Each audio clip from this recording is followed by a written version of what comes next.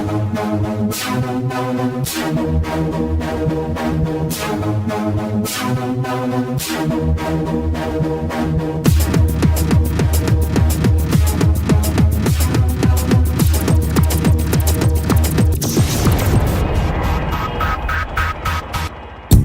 1 de diciembre de 2011, en el Comando Aéreo de Combate número 3, ubicado en Malambo Atlántico, se dio la buena noticia para oficiales, suboficiales y personal no uniformado que a lo largo de más de 2 años unieron esfuerzos para lograr que la Fuerza Aérea Colombiana, gracias a su excepcional capacidad operativa, cimentada doctrina y disciplina aérea, fuera invitada al más importante ejercicio de combate aéreo del mundo, Red Flag. Como ustedes saben, son los mejores pilotos de la Fuerza Aérea Colombiana y de hecho yo considero que los mejores pilotos de combate de América Latina. Y entonces nunca había duda de que ellos tuvieran la capacidad de sobresalir en estas prácticas y en este ejercicio. No obstante, simplemente por las diferencias existentes que hay entre la forma de operar de la Fuerza Aérea de Estados Unidos comparada con la forma de operar de la FAC, había mucho que aprender.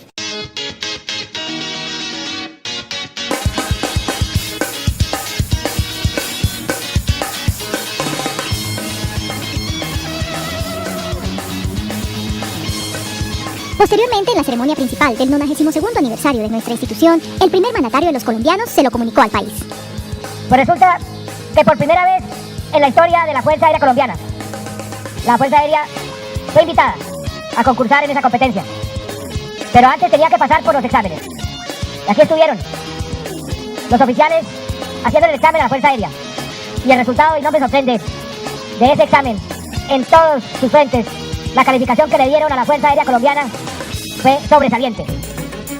El primer y difícil paso ya se había dado, superar las exigentes pruebas para lograr la invitación. El reto ahora era entrenar arduamente las tripulaciones, preparar el andamiaje logístico y continuar respondiendo con altos estándares de calidad en materia de mantenimiento, para demostrarle al mundo por qué hoy la Fuerza Aérea Colombiana es una de las más operativas y mejor capacitadas del mundo. Estamos haciendo un ejercicio con el FAC para entrenarlos para ir al Red Flag. Estamos muy felices que ya están calificados para ir y es la primera día y todo va bien. Aquí estamos analizando cuál es el tipo de fallas que se nos pueden presentar durante este trayecto. Estamos simulando el vuelo desde Barranquilla hasta la base de Kelly en San Antonio, Texas, en donde va a ser nuestro primer aterrizaje hacia los Estados Unidos. Aproximadamente se están volando unas 1.200, 1.300 millas y estamos viendo las capacidades de transferencia de combustible de cada uno de los tanqueros y cómo se comporta el retanqueo en vuelo de estas aeronaves. Este ejercicio básicamente mide tanto el comportamiento operacional de las aeronaves, los pilotos, las tripulaciones, los tanqueros, pero una parte sumamente importante también es la selección metódica de todos los repuestos que se puedan necesitar para ser transportados a ese desplazamiento, ya que no va a ser fácil si algunos repuestos que no se seleccionaron puedan llegar oportunamente al ejercicio. Entonces básicamente eso también está siendo analizado acá. Estamos recibiendo una instrucción muy profesional por parte de la Fuerza de los Estados Unidos y de igual manera es un rechequeo de cómo se despachan estas aeronaves y cómo se hace todo el trabajo técnico. Es un acompañamiento muy importante, un aprendizaje fundamental para la Fuerza Aérea que debe ser ligado a todas las unidades de la institución. La Fuerza Aérea Colombiana, en cabeza de la Jefatura de Operaciones Logísticas, ha dispuesto de todo su personal, todas las direcciones: la Dirección de Mantenimiento, la Dirección de Procesos Logísticos, Dirección de Comercio Exterior, la Dirección de Comunicaciones y Rodayudas, la Dirección de Armamento, el grupo técnico con todo su personal de oficiales, suboficiales y civiles, para poder hacer todo el proceso de adquisición de todo el material logístico que requieren estos aviones. Y son muchas variables las que se tienen que manejar, iniciando por las temperaturas que los aviones van a soportar en el desierto de Nellis. Entonces tenemos que adaptar nuestras aeronaves a estas condiciones climáticas, adaptar todos nuestros procesos logísticos a este tipo de operación.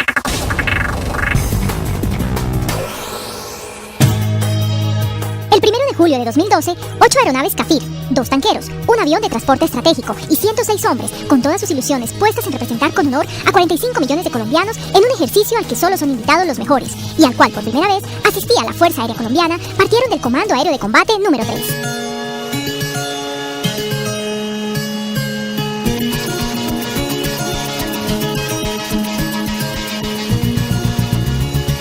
Iniciamos nuestra ruta con 2 aviones tanqueros, 5 aviones CAFIR. La ruta es Barranquilla a la base de la Fuerza de los Estados Unidos, la base de Kelly, que queda en San Antonio, Texas. Una distancia de 1.865 millas, que exigen hacer aproximadamente unas 4 conexiones de retanqueo en vuelo.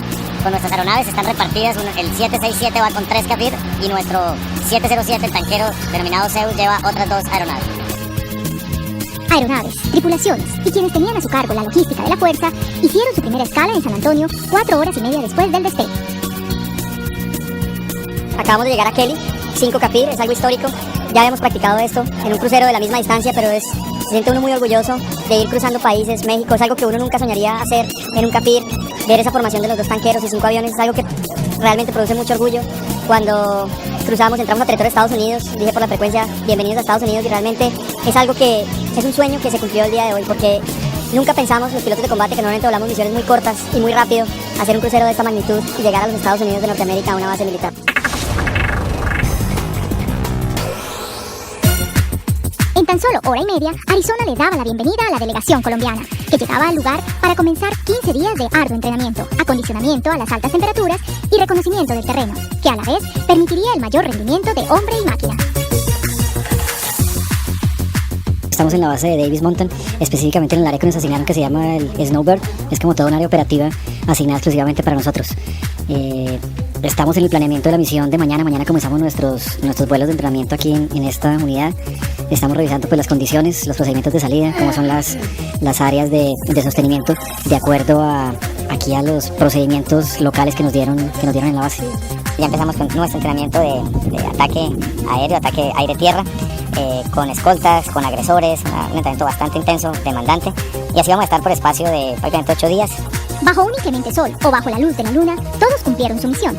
Los técnicos de la fuerza, siempre oportunos, con sapiencia y dedicación, alistaron las aeronaves, y los pilotos de estos pájaros de acero, exigiéndose al máximo, para aún en la oscuridad de la noche, realizar con pericia, destreza y precisión el tanqueo de sus aviones dentro de los tiempos establecidos.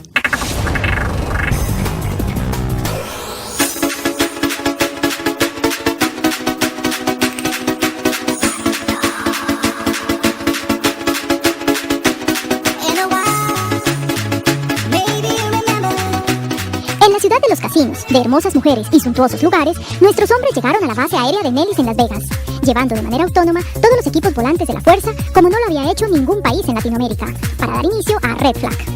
2 semanas en las cuales cerca de 60 aeronaves de las Fuerzas Aéreas de Estados Unidos, Emiratos Árabes y Colombia realizarían cerca de 30 misiones diurnas y nocturnas sobre el desierto de Las Vegas, Nevada. Hoy estamos cumpliendo un reto grande para la Fuerza Aérea, para Colombia y para nosotros, los de la Fuerza Aérea, tener en rampa de la base de Nellis 7 aviones CAFIR para iniciar el ejercicio de Red Flag. Pues ha sido muy buena la integración porque prácticamente todo está ya estructurado. Nosotros llegamos a ser parte de un gran engranaje y la tarea que hacemos nosotros es muy importante y está coordinada con los demás. Entonces el recibimiento ha sido absoluto, ha sido muy bueno y hemos logrado interactuar con los de Arabia Saudita y con los escuadrones americanos en diferentes tipos de misiones. Todos los días, divididos en 2 grupos, desde las 6 de la mañana y hasta la medianoche, los aviadores militares de los países invitados simulaban batallas aéreas en medio de un supuesto conflicto internacional, donde asumían diferentes roles para desarrollar operaciones de defensa y ataque, entre ellas las aire-aire, aire-tierra, localización de blancos, entre otras.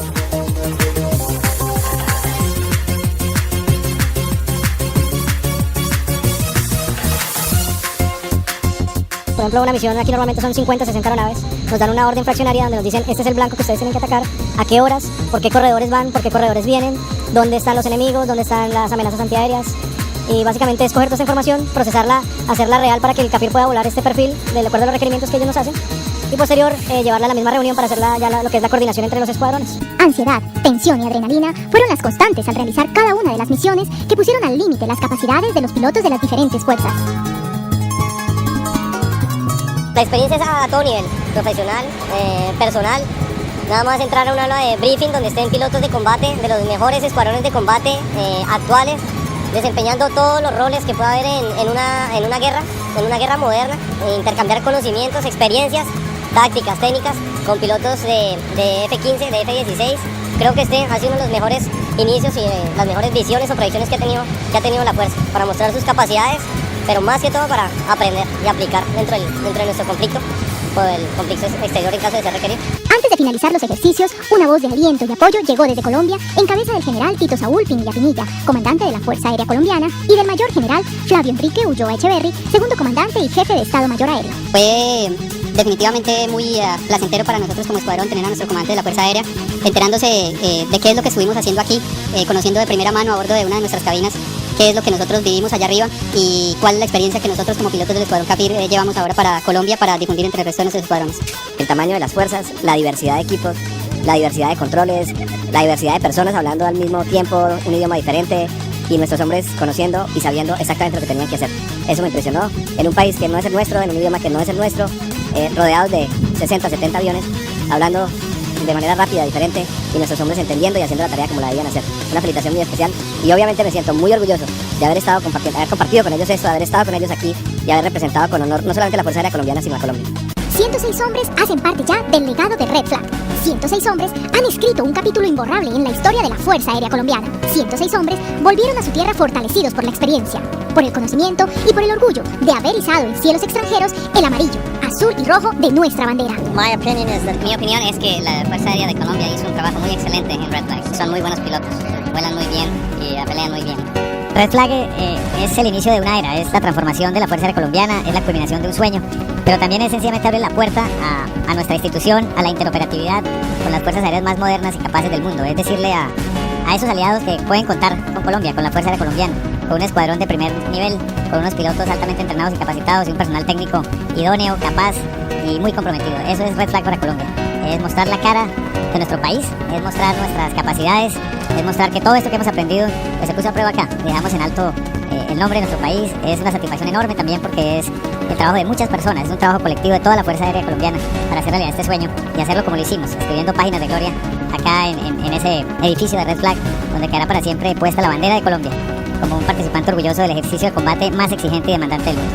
Terminamos exitosamente la misión que nos comprometimos a cumplir. Tenemos todos nuestros hombres, toda nuestra gente, todo nuestro equipo hoy de regreso, con dos cosas importantes: hombres con mucha más experiencia, hombres con mejor conocimiento para la guerra y hombres que demuestran la capacidad, el compromiso, el honor y el valor de pertenecer a la Fuerza Aérea Colombiana.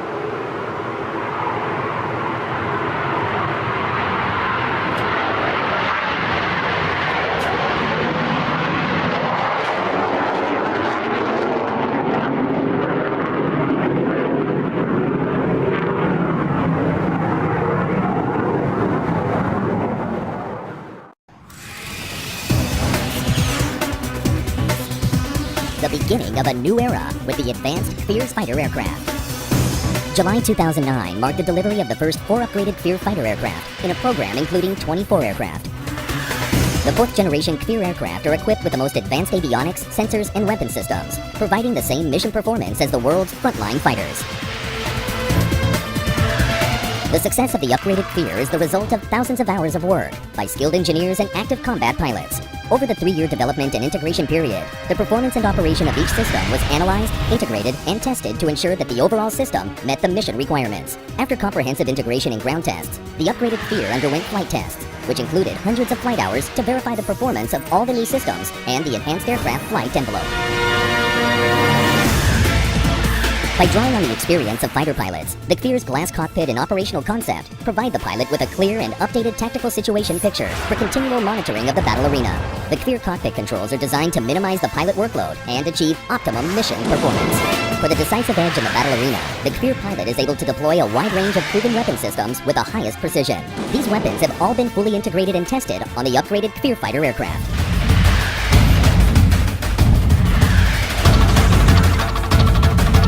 High precision, deployment of smart bombs. Long and short-range missiles. Advanced multi-mission fire control radar. Reconnaissance pod. Targeting and designation pod. Data link system. The upgraded Fear fighter aircraft is one of the most advanced fighter aircraft. Its proven performance is supported by the best avionics, sensors, and weapon systems available, providing the performance to eliminate potential threats in a complex battle arena. As an F-16 pilot for the last 10 years, it has been an excellent experience for me to fly the Kafir jet plane. I was surprised to discover that the weapon systems, and particularly the air-to-air and air-to-ground capabilities of the aircraft, are at the same level of the F-16. Fear's fighter aircraft, the ultimate jet fighter.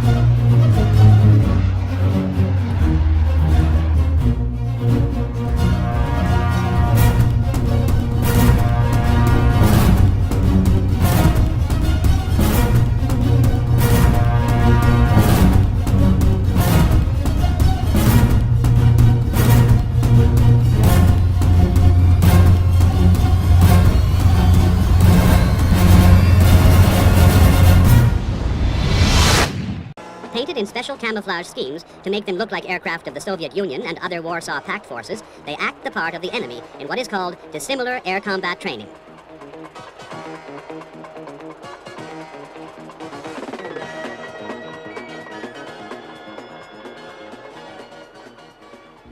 At Air Force bases, such as Nellis, Nevada, and Alconbury in England, as well as at the naval air stations, Oceana in Virginia, and the Top Gun School at Miramar in California, F-5s prepare every day to take off and act the role of the enemy.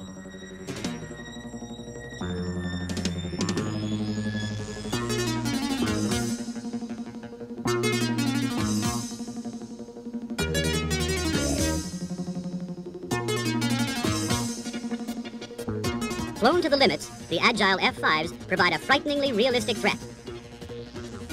The Navy and Marines also use the Israeli Kafir and the F-16N in similar aggressor roles.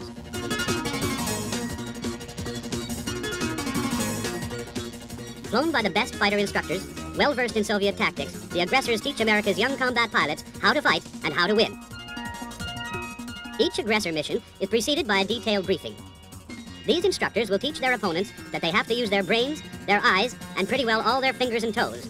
To beat them, you simply have to be good. And repeated workouts, like these flown against Air Force Eagles, hone the pilot's abilities razor sharp.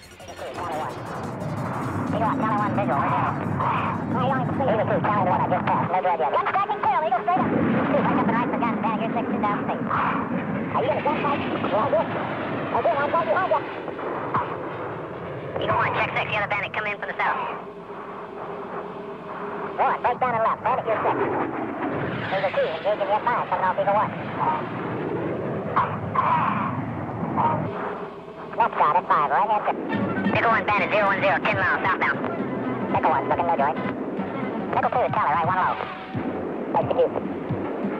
Nickel 1, standing back in.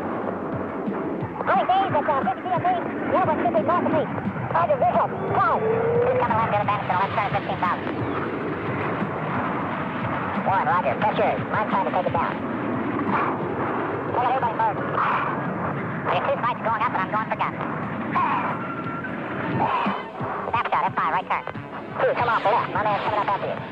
Your 2 coming left. He's still coming after you. 1's right behind you.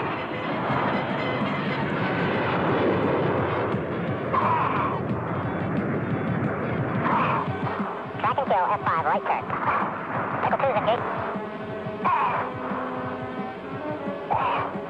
He's trying to run. Fox 2 kill. 1, roger, they're both dead. Nickel 1, knock it off. Nickel 2, knock it off.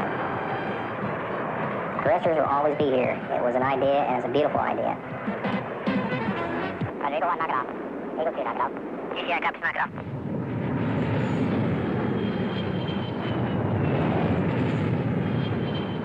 After each engagement, the pilots are soaked with sweat.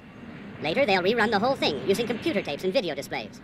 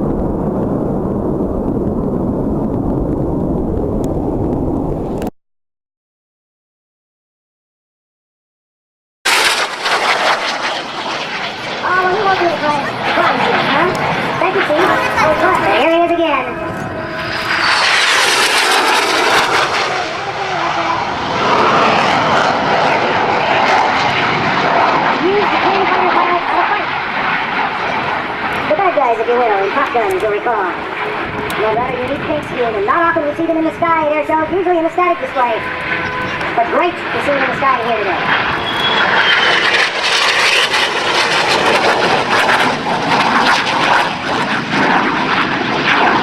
Well, great work.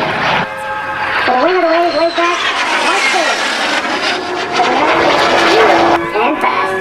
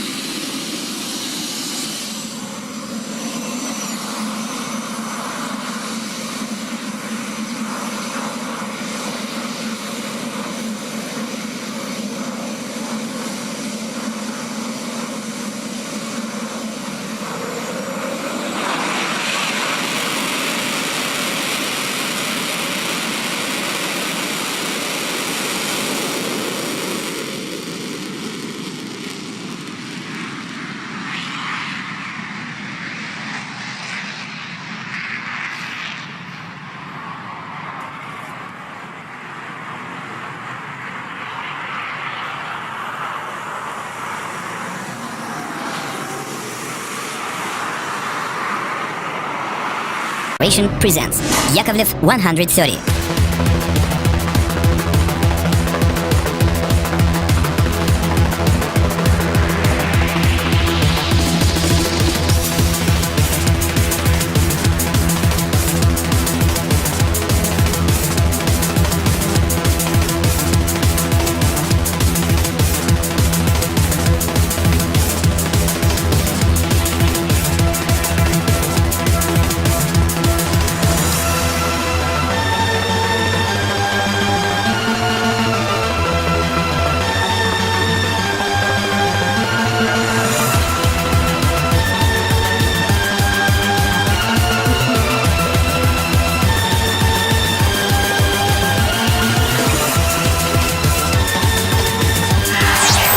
Fourth generation fighter pilot training.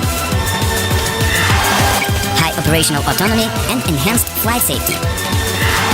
3,000 kilograms payload at 9 hard points. Simulation of combat employment on terrain and airborne targets. Employment as a light attack aircraft.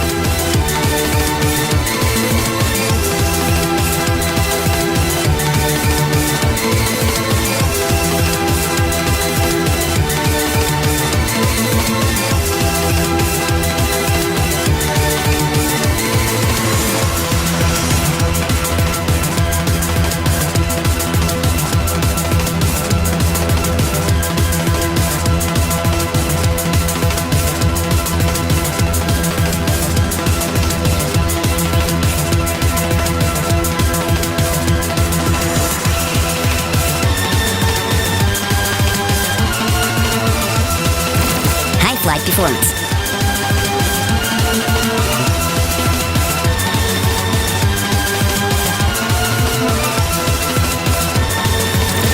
In-flight refueling training.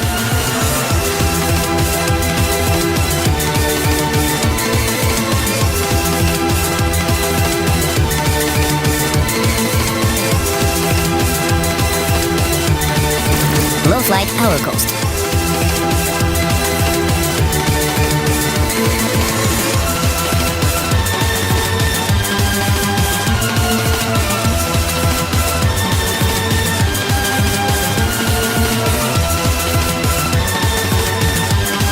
Low aircraft life cycle cost.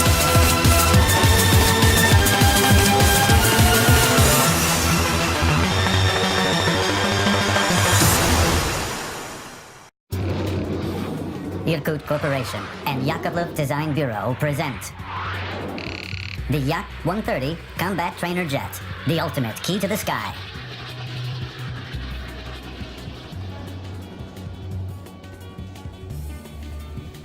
The Yak-130 is the core element of an integrated training system ensuring effective training of fighter pilots at all stages, including selection and technical studies, primary, basic, and advanced flight training, development of situational awareness and tactical out-of-cabin thinking, decision-making in time-critical situations, as well as combat employment of various weaponry.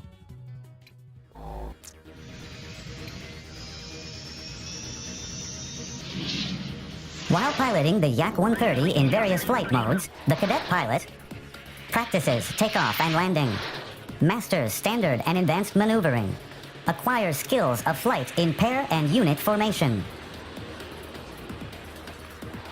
exercises nighttime piloting, instrument flight, and navigation in common and adverse weather conditions, as well as practices in-flight refueling if a refueling probe is installed on the aircraft. The Yak-130 is an effective platform to train pilots in dogfighting. This is achieved due to its excellent maneuverability, high thrust-to-weight ratio, superb speed, acceleration, and altitude characteristics. While flying the Yak-130 in a near-real combat environment, the cadet pilots acquire experience in the live employment of various weaponry. In total, on the Yak-130, cadet pilots execute up to 80% of a fighter pilot's training program, which allows them to master the most advanced combat aircraft within the shortest time span.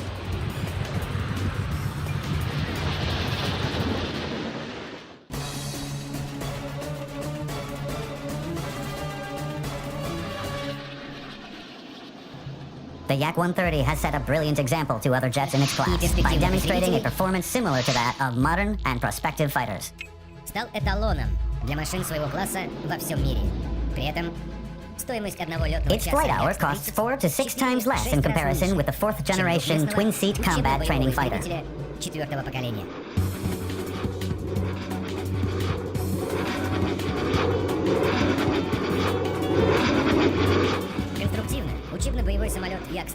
The Yak-130 combat trainer is a monoplane of classic aerodynamic configuration with a swept mid-wing, wingtooth extensions,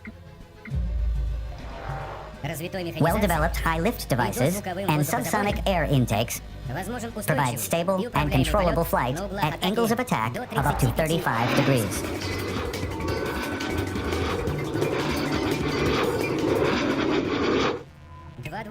The 2 latest design bypass turbojet engines total 5 tons of thrust to provide the high thrust-to-weight ratio of the aircraft.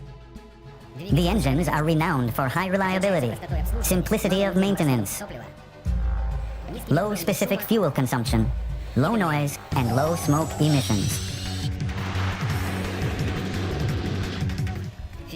The fuselage is made of high-strength aluminum, magnesium, lithium alloys, featuring no composite power element, which simplifies the airframe and meets requirements for easy and low-cost maintenance and repairability. The aircraft features a 4-fold redundant fly-by-wire system. It ensures designated stability and controllability parameters and provides automatic restriction of maximum angle of attack and G-load. The Yak-130 cockpit's design is identical to that of the prospective fighters. All necessary data is presented to pilots on 3 large-scale, multifunctional color displays in each cockpit and on a head-up display in the front cockpit. Aircraft and engine controls implement the hands-on throttle and stick concept.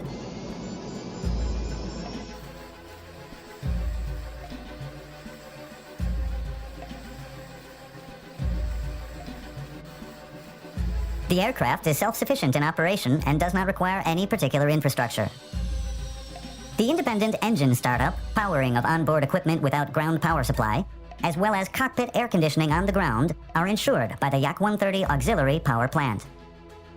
The onboard oxygen generation station also contributes to the high degree of operational autonomy. To prevent damage to the engine by foreign objects, air intakes are screened with doors during takeoff and landing.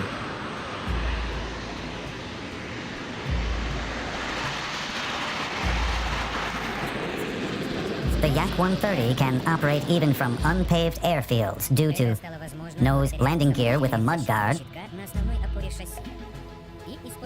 and lever-type main landing gear with low-pressure tires. In an emergency situation, the crew is safely ejected by the escape system.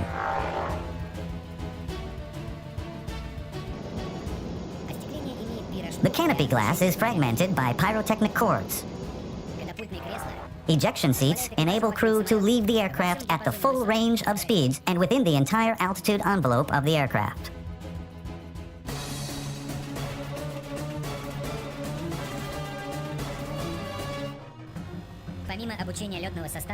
Besides crew training, the Yak-130 can be employed as a lightweight attack aircraft in low-intensity conflicts.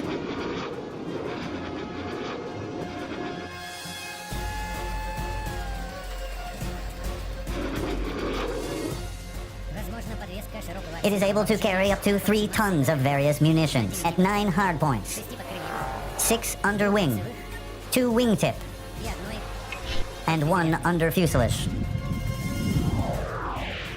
Hardpoints can accommodate air-to-air and air-to-ground missiles, rockets, guns and bombs, target designation and countermeasures pods, as well as auxiliary fuel tanks. While employed as a combat aircraft, the Yak-130 can perform air patrol missions and engagement of low-speed aerial targets.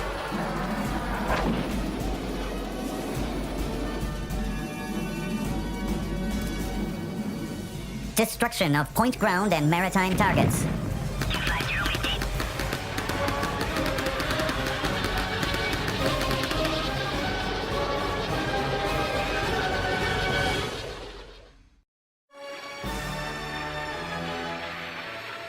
The ultimate proof of the Yak-130's excellent performance is its acquisition by the Russian Air Force.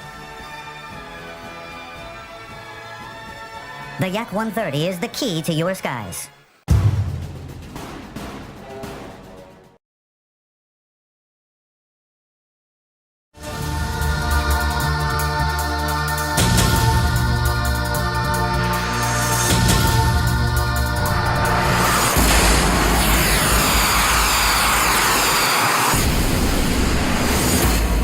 The Yak-130 Combat Employment.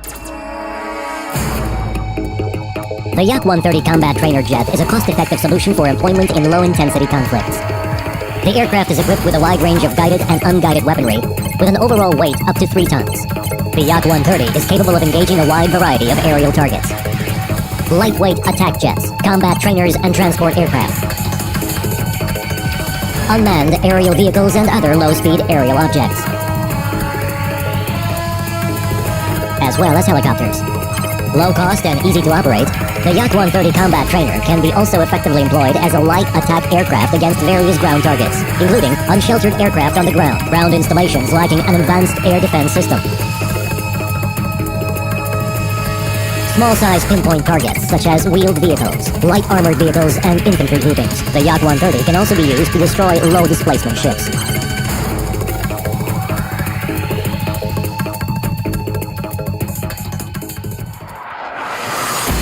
Typical aerial targets. Due to its high flight performance, the Yak-130 can effectively perform aerial combat. The aircraft is equipped with infrared guided missiles.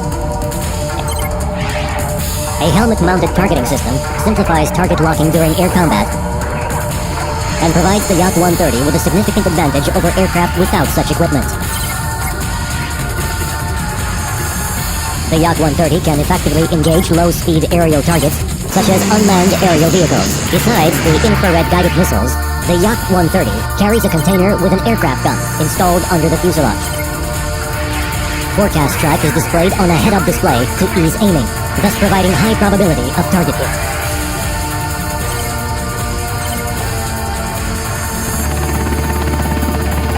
Infrared-guided missiles can be employed against combat, patrol, and cargo helicopters. Infrared-guided missiles targeting can be implemented with the helmet-mounted sighting device or with the head-up display in corresponding modes.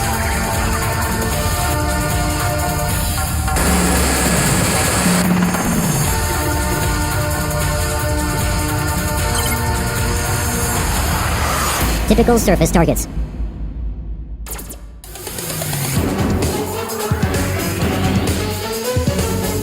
Delivering airstrikes to unsheltered aircraft located at open air is one of the ways to isolate the battle zone, to conquer and retain aerial supremacy in low-intensity conflicts.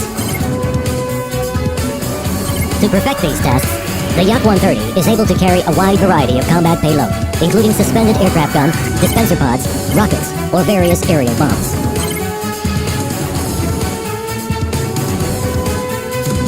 Heat and shaft dispenser pods provide the Yak-130 Combat Trainer Jet with the ability to evade attacks of man-portable air defense systems.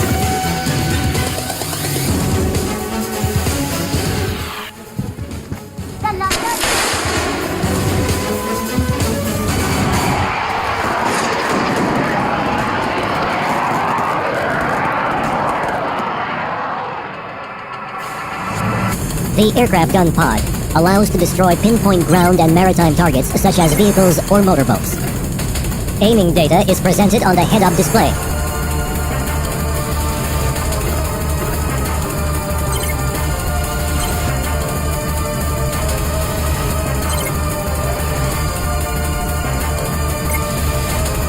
Various aerial bombs of up to 500 kilograms can be suspended on 4 underwing hardpoints.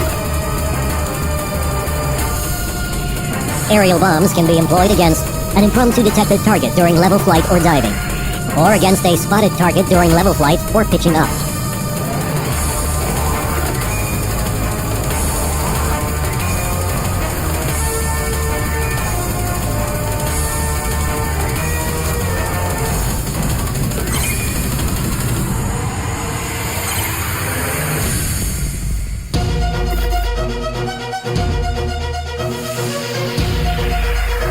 The Yak-130 combat trainer is armed with effective ammunition to eliminate ground and maritime targets, such as small-size pinpoint objects including transport columns, supporting forces and light armored vehicles, ground installations, small displacement ships. The Yak-130 can be employed to disrupt supplies and logistics of enemy forces and can provide close air support to the friendly troops on the ground. The Yak-130 can carry 4 blocks of 80 to 250 millimeter rockets, which makes this aircraft an effective destructive instrument of transport convoys.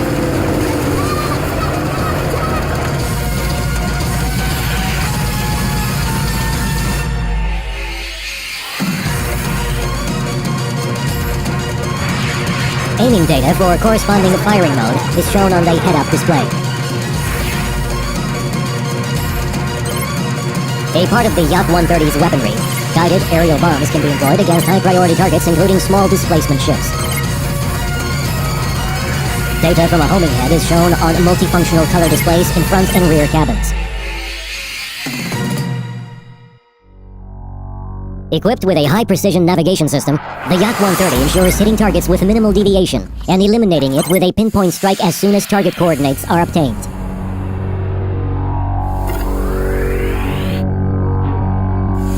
Flight data and target coordinates are uploaded to the main computer memory of the aircraft.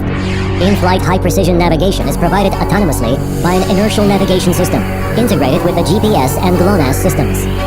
It allows to automate en route flight, reach maximum stealth, and minimize the duration of a stay in the target zone. In order to reach high hit accuracy of the navigated target, the Yak-130 can use a guided air bomb. The bomb is equipped with a concrete piercing head and perfectly suits to hit static small-size protected targets, like reinforced concrete shelters.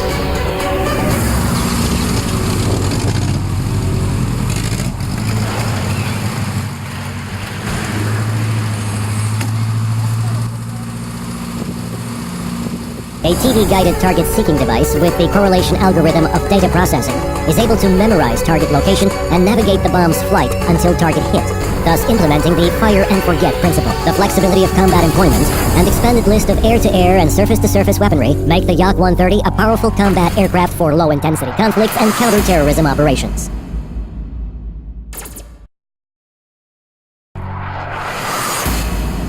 Upgrade. M1 Minimal Modernization. Laser rangefinder installation increases accuracy of unguided weaponry employment up to 2 to 2.5 times and simplifies its usage in mountainous terrain. Installation of 2 transceivers increases reliability of communications and ensures flights over water surface.